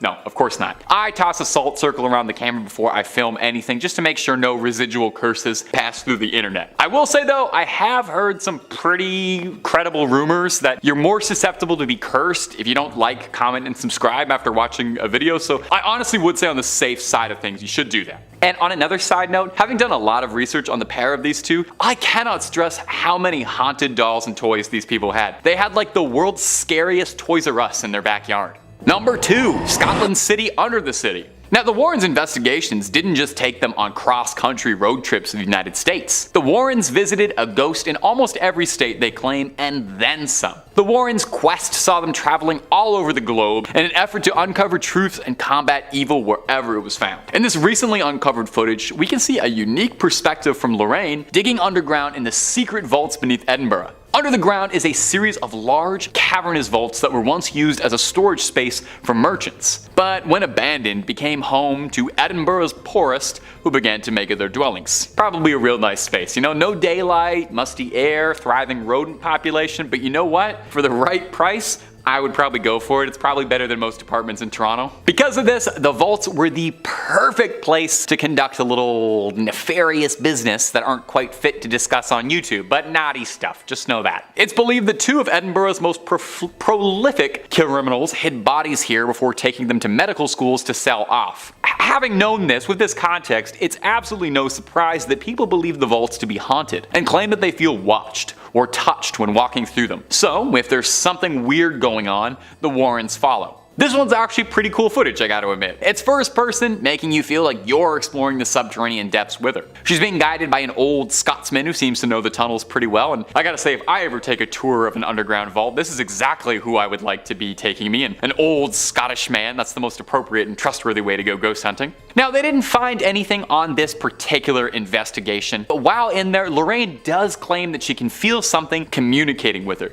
Could it be spirits from long ago reaching out to Lorraine Warren, who claimed she had an extrasensory gift? Or maybe it was just kind of cold down there. And number 1, an exorcism. To some, the ultimate dream would be getting to ride up in the front seat with Warrens on one of their cases, getting to experience the paranormal firsthand under the tutelage of those who claim to have battled it their whole lives. It would be like if Obi-Wan Kenobi asked you if you want to go on an adventure with him. It'd be awesome. Well, hey, some people, they get to live their dreams every day. Like me, my dream was to stand in front of a camera and endlessly talk about ghosts and goblins, and it really is just the best. But a YouTuber by the name of Haley Reese got to live her dream when she met Tony Spera, the husband of Judy Warren, the daughter of the family, and Lorraine Warren, a bit before she passed away. She got blessed with a look into some never-before-seen footage of the pair of demonologists conducting fieldwork, namely an exorcism. Now, the person in the video has been blurred out to protect their safety, as, you know, it's one thing to be possessed by a demon, but doxing, whole other. We see Lorraine and Tony both fiercely conducting an exorcism, locked in spiritual warfare against a demonic force. We can hear Tony asking for the demon's name repeatedly, not because he's a friendly guy trying to make conversation, but because in order to properly drive a demon out of a host, you need to know its name. The name said, Beelzebub. Now, there is a little bit of a discrepancy whether or not Beelzebub and the devil are considered different entities, really depending on what book and depending on who you ask. Sometimes they are, sometimes they aren't. Either way, it's very bad news to have inside of you. Worst part is apparently that wasn't even the only demon inside there. It was like a clown car of demons inside one guy. Not enough room. Luckily, the pair was able to get all of the demons outside of them and banish them away. Does anyone wonder, does it leave like a weird taste in your mouth after you've had demonic possession? I feel like there's an aftertaste, you know? I definitely feel like I would need to brush my teeth afterwards, I think. In 5th place, we have a cursed wallet. So this tale begins in October of 1972 when an officer at the United States Military Academy contacted the Warrens a day before they were scheduled to present a lecture to the cadets there, informing them that a curious security problem had arisen and, could they possibly help? Now, obviously they said yes, or else we wouldn't be talking right now. So the next day at a little past 4 in the afternoon, they entered the gates of the academy and were escorted to the office of Major Donald Wilson. So the major went on to explain how an unaccountable breach of security was occurring in the home of West Point's commanding general. Ed asked the major if he knew the nature of the problem, to which the man replied that there was a ghost in the general's quarters. So the Warrens were soon escorted to meet the general and his wife, where they were directed into a sitting room, where the general explained that, well, nothing macabre had happened. A number of curious incidents had occurred without any kind of explanation. So, some background, in the basement of that building there is a private study that at the time was kept locked and secure, but no matter how many times the bunk in there was made up, it was always found ripped apart later. Upstairs, ghosts had been seen flitting about the house. Oh, and personal belongings and other important articles were regularly found missing. The man emphasized not stolen, but just missing temporarily. Later, all these stolen items would be found upstairs, neatly laid out on the dresser in the general's bedroom. So he asked Ed if this could be, caused by a ghost, and Ed confirmed that it was indeed a possibility, and probably like a human ghosty and not a demonic spirit. Lorraine offered to walk throughout the home to try and, establish where the spirit might be present, while Ed and Major Wilson headed for the basement with the key to the downstairs study. As usual, the bunk was torn apart as though someone had been sleeping in it, while nothing else was disturbed. So while Lorraine did her walk through the house, she picked up impressions of the powerful individuals who had spent time in the home in many years over the years, but hardly any sense of a mischievous spirit. She offered to enter a trance state later that evening, after the presentation, to attempt to contact the spirit, and the group, was like, alright, you do you, let's try this. So much later that night, after the events of the day, the group made its way upstairs to the MacArthur bedroom. All lights were turned off but one, and Lorraine closed her eyes. She described seeing a black man wearing a dark uniform with no markings, who was overtaken with a sense of fear, guilt, and lack of acceptance. He told her that he'd been accused of killing, and his cell was in the basement, but the army had exonerated him of that crime. He was very sorry, and could not hold his sorrow any longer. He told her that his name was Greer, and spelled it out clearly for Lorraine, and she was able to convince him to pass over into the light. So after she exited her trance, Lorraine gave a complete description of the man and said at the end that he had simply vanished, and mentioned that he had left his wallet in that downstairs bunker. So the general is adamant that based on the uniform Lorraine had described, no black men had served at West Point during that time. But, he mentioned he would look into it and thank the Warrens for their time. Goodbye, alright, sure. A few weeks later though, Ed and Lorraine received a phone call from the general. It was discovered that a black man, a porter by the name of, Greer, had served there. So he had been assigned to the Thayer mansion in the early 19th century, and he'd been accused of committing death, but the army did exonerate him of it. His records had been out of order, and he would now be officially filed as deceased. Also, the walls in the bunker had been renovated, and the wallet was finally found. What do you know? The army offered to mail it to the Warrens just to be safe, and it has stayed in their museum ever since. In fourth place, we have the Snedeker family rosary beads. And as you might expect, this true story begins in the witching hour, in the wee small hours of the morning. Because if rosary beads aren't scary enough. One night, very late at night, Ed and Lorraine were contacted by this family who had just moved into a house on Meriden Avenue in Southington. Specifically, the mother of the family unit and a niece who came to stay with the family were on the phone. And, so originally what they found and bought was a big and seemingly welcoming home. But what they didn't know when they bought it was that it was a former funeral home. Oh, and fun fact, the morticians at the funeral home were allegedly involved in necrophilia, or performing sex acts with corpses. And what used to be the showroom for the coffins was now where the younglings were. And just down the hall from that was the place where the bodies were prepared for viewing. Yeah, not grim at all. So the boys were the first to start talking about things they had seen and experienced, saying they were absolutely terrified, and the parents, chastised them at first for it, but the boys were so scared they started sleeping on the floor in the living room. Among the sounds they would hear were the sound of chains pulling the coffins upstairs, and there were no more coffins in the house. So the woman who called the Warrens were terrified, with the niece in a small bedroom in the back of the house, and the covers on her bed were levitating around her like there was a fan blowing them around. Lorraine said while the mother was on the phone with her, even more bizarre events started happening. So remember those rosary beads? Yeah, she had them in her hand, and while she was speaking, the beads were actually being pulled apart and falling to the floor. Lorraine and Ed went over the next morning with the family's parish priest, and a blessing of the house seemed to do absolutely nothing to calm things down. And that's when the Warrens decided to call the bishop's office. So the church eventually sent an exorcist, which seemed to sort of do the trick, but not before one last hurrah from whatever the heck was believed to be haunting the house, because demons don't like to give up without a fight. There was this huge tree in front of the house, and half the tree, with no wind, broke off and fell on the property. The family moved the heck out of Dodge a short time later, and Ed and Lorraine kept the rosary beads that had been pulled apart, because if a demonic spirit can touch a Catholic relic, that means it's been infested with something absolutely awful, and they didn't want to risk the beads spreading throughout the world and causing even more damage. Yeah, that makes sense. Moving on to our third place, we have the Conjuring Mirror. Unlike the last artifact on our list, this has nothing to do with the Hollywood franchise. Originally belonging to a 45-year-old New Jersey man named Oliver Birnbaum, it was used to practice a medieval ritual known as speculum, or mirror magic. He performed a lengthy incantation ritual known as a conjuring formula, inviting the spirit world to assist him in manipulating the future. In the beginning, Oliver saw very little in the mirror, other than the movement of blurred forms or quick little incidents that meant nothing to him. But the more he concentrated his attention into the mirror, the more control Oliver gained, and ergo, the more he could see. After performing this ritual obsessively for many months, he got to the point where all he had to do was state what he wanted to see and the desired image would appear, eventually being able to tune into the future whenever he wanted. He gained the ability to project people he didn't like into the mirror, singling them out for punishment or revenge. The unknowing victim would be shown in a future situation, and Oliver would will misfortune to that person, being able to see his justice occur in the mirror just the way he planned it. And while this sounds like a fun projection of one's imagination, these malicious acts would actually be carried out by inhuman spirits. In order to make a victim fall down the stairs, a spirit would either momentarily disorient the person, apport some grease on a step, or go so far as to give the victim a psychokinetic push. Eventually, Oliver neglected the part of the ritual where he had to give homage to Satan, and as a result, the evil he proposed for others began to occur to him, along with the spirits that he turned loose on his enemies, now infesting his own home instead. After about a week of torture, this man was so terrified that he called a prominent Catholic official and begged him to send a demonologist to his house. When the Warrens arrived at the address, they met a man frightened out of his wits, and rightfully so. Doors were opening and closing by themselves. Every minute something would crash and break or bounce off a wall and smash. Ed was able to reverse the ritual originally enacted by Oliver and bless the house, stopping the disturbance. As the Warrens were about to depart, Oliver insisted that they take the mirror with them, and the 5-foot-tall antique now lives in their museum.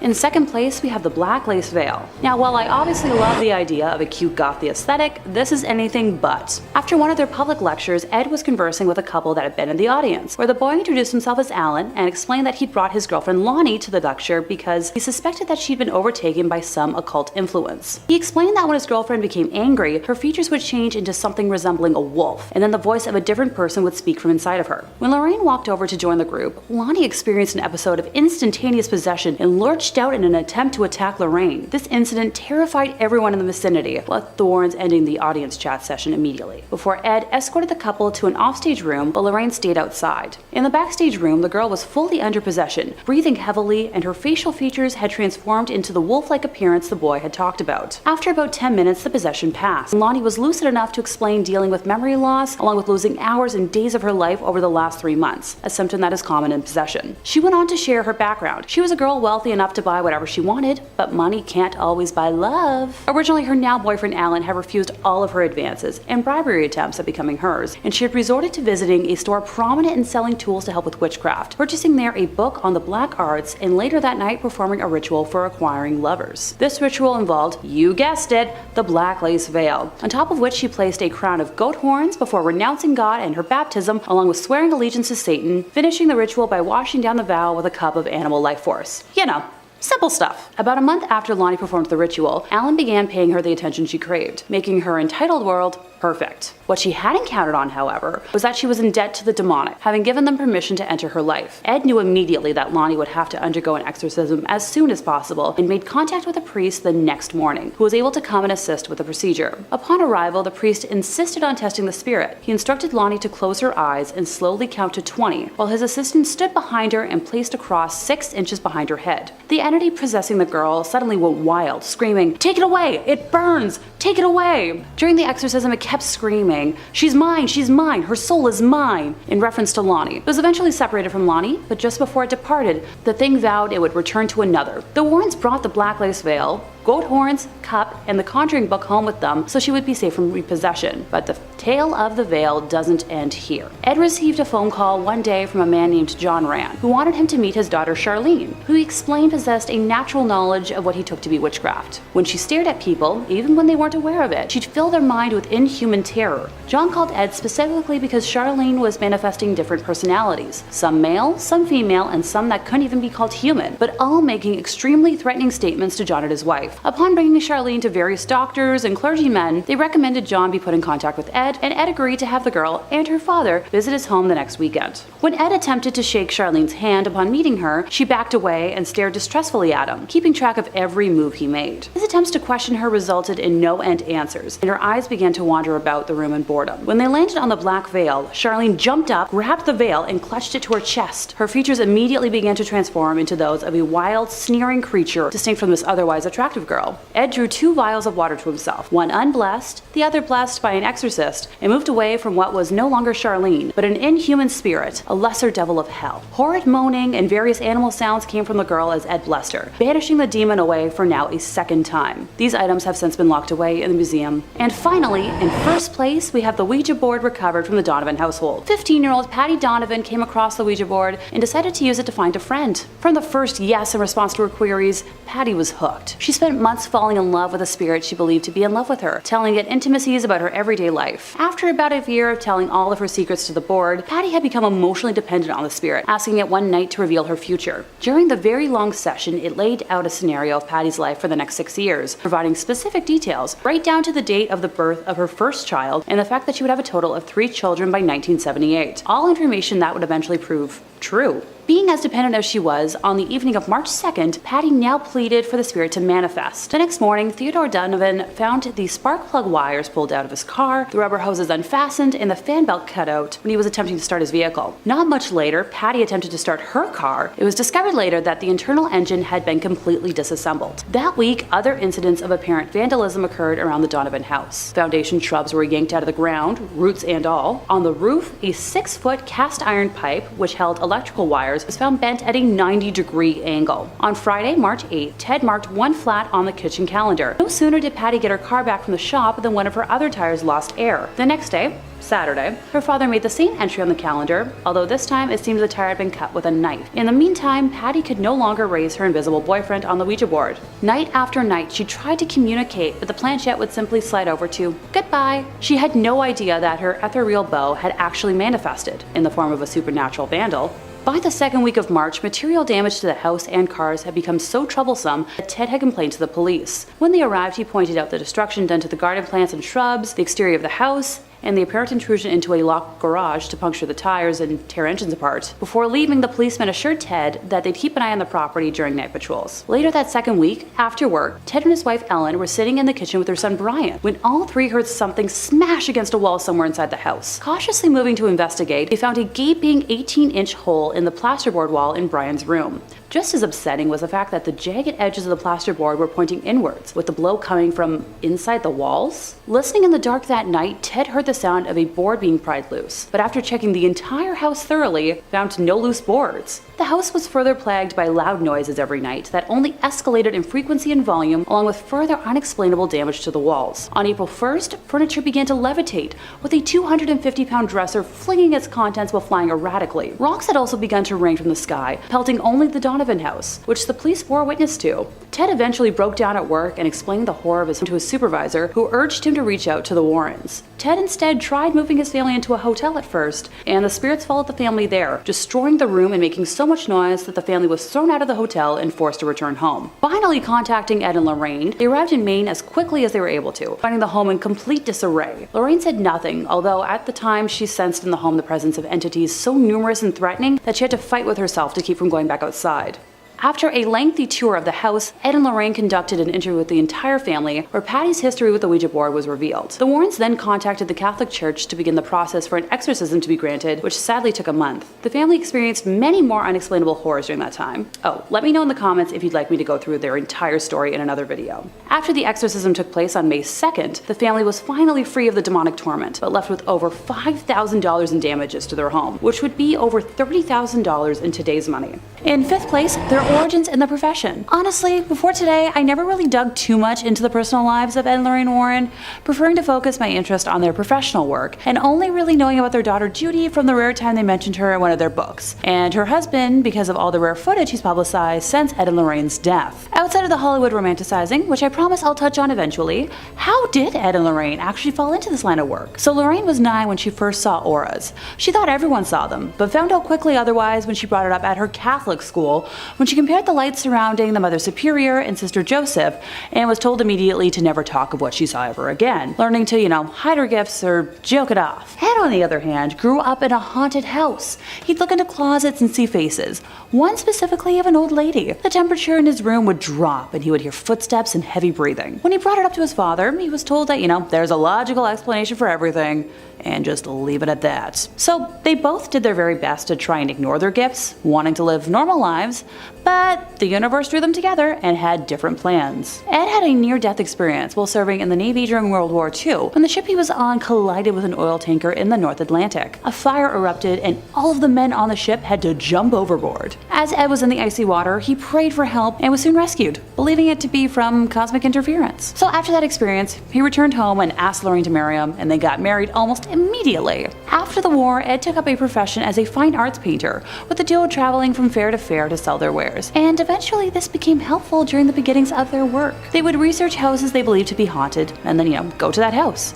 After Ed would paint the domicile, he would hand the painting to Lorraine, who would knock on the door and offer the homeowners the painting as, their ticket into the house. Once she struck up a conversation with the homeowner, they would learn more about the property and hauntings, if there were hauntings, that is. At one house, which already had, some local notoriety as a supernatural hotspot, Lorraine went into spontaneous trance and claimed that this is where she learned not to fear death. I thought there was more to that. In fourth place, we have the White Lady hoax. Just so we all have the same context going into this, the White Lady is the name of the ghost that haunts the Union Cemetery in Easton, Connecticut. So most locals believe her to be the ghost of Harriet Seeley, whose young son passed shortly after being born, with Harriet herself passing soon after. Legend believes she may have died in hopes of finding her son, and still wanders their final resting place searching him out. Other folks believe the White Lady is the ghost of a woman from the 1940s who killed her husband and later herself and is, doomed to wander the graveyard. Her physical description is the one thing that remains consistent. She is a young woman wearing a white dress with dark hair. So, me if I was wearing white, which will never happen here. I promise you that. It seems as if she enjoys scaring the daylights out of the living, which, once again, my kind of gal. Many who have witnessed her believe that they have almost hit her with their vehicle, only to find no trace of her once they pull over. Others claim they have often seen her hovering slightly above the ground around the cemetery, going back and forth amongst different gravestones. Now, Ed Warren was obsessed with her and has gone on record as being, determined to capture footage of her on film. Once he was able to do so, he kept the tape for himself. Yeah, he hoarded that tape like it held the secrets to the universe, or, like he was the US government with all the proof they have of alien life. He allowed a select few people to view it while, it was being held in his personal archives, and none were ever allowed to further analyze it on their own time. I'm raising an eyebrow right now in suspicion. And once again, if I had a red flag, I'd be waving it right here. So, since the passing of both Ed and Lorraine, their son-in-law, Tony Spera, has released the footage in its entirety to YouTube. The tape shows an apparent white human figure moving behind some tombstones. Similar to videos of UFOs, Bigfoot and the Loch Ness Monster, the figure is at that perfect distance and resolution so a shape can be seen, but we don't have any details that could lead to a definitive identification. A woman named Judith Penny, who I will discuss in more detail later, has said she helped Ed maintain his reputation as a ghost hunter. So what does that mean? So when he claimed to have captured the White Lady on tape in the summer of 1990, after camping out in the graveyard for a week, allegedly, Judith was the mystical being spotted on tape, masking herself with a white sheet. In third place, we have a long black spike. So what appears to the innocent eye is like nothing but like a fence stake, perhaps left over from a construction project of sorts, actually holds a history of sadness and evildoing. Being the oldest item listed today, its history dates back to its use in like the 1700s. While the name of the witch it belonged to has been lost to time, the spike was originally used in a black mass ritual in an attempt to summon Satan himself to this world. The witch we're speaking of had attempted to curse the stake over the course of her pregnancy, hoping that it would become strong enough to take the soul of her womb in exchange for the devil. During the ritual, she plunged the stake into the flesh as sacrifice, but while it strengthened her relationship with Satan, it did not succeed in bringing him to Earth. The stake was passed down as a family heirloom, bringing a feeling of longing and sadness to any that held it until it was finally acquired by the Warrens. Knowing that the museum is technically closed, I worry if any vandals break in, the damage they could do with something that looks so unassuming, but it's so dangerous. In second place, we have the Carlson's knickknacks. So, this happily married couple in their 30s bought this old inn in New England. No big. So, Nathan Carlson traveled a lot during the week, but his wife, Alexandra, was home all the time to take care of their 2 daughters. Not long after moving in, Mrs. Carlson and her daughter began hearing footsteps on the second floor where, in the past, lodgers used to stay. During the afternoon and late into the night, they'd hear dragging, heavy-booted footsteps move across the floor above them. Mrs. Carlson's older sister, who lived nearby, occasionally stayed overnight in the house and also heard these footsteps. The Carlsons had rooms set aside elsewhere in the house for, live-in farm help, and these men would hear the footsteps walking in circles around their bed. Sometimes, while Mrs. Carlson would be asleep at night, she'd be awakened by the spirits in the home, which would actually yank the covers off the bed while she was, in it. She later found out that very same thing happened to the farm help, which explained why the men tended to, quit so soon after they were hired. Eventually, the infestation phenomena upgraded into whisperings that could be heard behind closed doors. However, when Mrs. Carlson or her older sister checked the room where the whisperings were coming from, there was never anyone present. Although these spirits projected words that were often audible enough to be heard, the woman could never quite identify the language that was being used. And as time went on, the harassment continued. After the missus would straighten up the house, knickknacks and other little items would never be quite where she left them. Outside the house at night, lights would be seen in the attic, although there was no electricity up there. While painting a room one day, the heat was suddenly drawn away, and Mrs. Carlson felt a hand touch her shoulder. She said she became so angry that she threw the paintbrush in the direction where she believed the entity to be, and told it out loud, "I don't know who you are or what you want, but you're not gonna get me." Oh yeah, real smart. So this phenomenon went on almost daily, since this infestation had occurred in the house a long time ago. Exact date unknown. Both the kitchen and the bathroom water faucets would suddenly turn themselves on, full force at the same time. And on occasion, Mrs. Carlson would hear 3 knocks at the front door, which, that's a sign of an inhuman presence. But whenever she'd go to the door, there would be nobody there. On the second floor, a visitor reported seeing a snake on the window ledge after hearing 3 taps on the window, yet there was no nearby tree the reptile could have climbed. Ew, snakes, nope. Oh, it gets worse. While living in the house, the Carlsons had another spawn. And one night, while the missus was watching television in the living room, she suddenly heard a tremendous, powerful explosion. When she jumped up to check, thinking, the furnace had kaboomed, she found the door to the infant's room violently torn open. Objects were still swinging and vibrating, and the temperature in the nursery was equal to a meat locker. Although the spirits in the home had evidently tried to kill the youngling, the little one managed to live through the experience. Thank goodness. However, when the spawn reached 3 years of age, Mrs. Carlson was walking past him as he played with some knickknacks from the living room when he suddenly let go with a loud shriek saying, "You stepped on Beatrice!" So Mrs. Carlson put down the laundry she'd been carrying and asked, "Who?" To which he responded that Beatrice was his friend who told him what to do. Mrs. Carlson then told her son to ask Beatrice who she was, and after a pause he replied that Beatrice had told him to tell her that she's a witch. So the mom took away the items the boy was playing with and almost sent him into hysterics in the process. She tossed him into a basket in her bedroom closet, somewhere the boy was forbidden to go without her permission, and didn't really think about it until later that night when she was in bed by herself and saw a large black form in the room with her. She described the entity as being, blacker than the blackest night, moving slowly around the room, freezing her with fright. I swear I'm not a poet.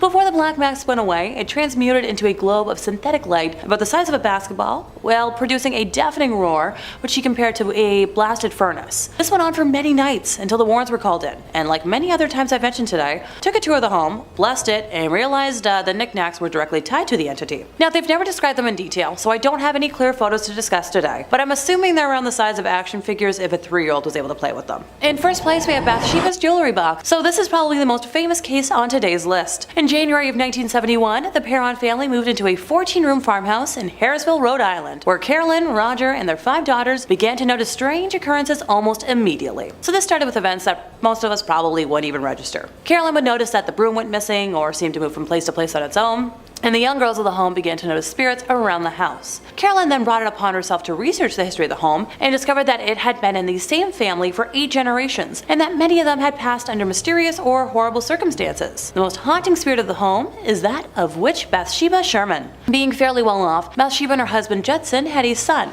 Herbert, born when Bathsheba was about 37 years old, and while the couple gave birth to 3 others, they were unable to survive past the age of 7. One of the passings of a neighbor's ward in her care drew public attention during a post-mortem examination, when it was determined that the fatal wound was caused by a large sewing needle that had been impaled at the base of the skull. It's believed Bathsheba took offense to Carolyn moving into what she considered her home and wanted to take back that control. So the most notable incident overall was one afternoon when Carolyn said that she had been lying on the sofa and out of nowhere felt a piercing type of pain in her calf, and then the muscle began to spasm. And upon examination, she noticed a puddle of redness at the point of impact. She checked for bees or anything else that could have caused the puncture in her leg, but found nothing. In her daughter's book, Andrea Perron describes the wound as perfectly circular, as if a large sewing needle had impaled her skin. Now, if I were to summarize the entire hell the Perron family endured for the decade they lived in what they referred to as the Old Arnold Estate, we'd be here for an hour. But during one of the last instances, the Warrens were called in to help the ailing family, and they removed a box from the home after thoroughly blessing it, believing that it was acting as a conduit for Bathsheba's demonic energy to affect the home, this being the jewelry box.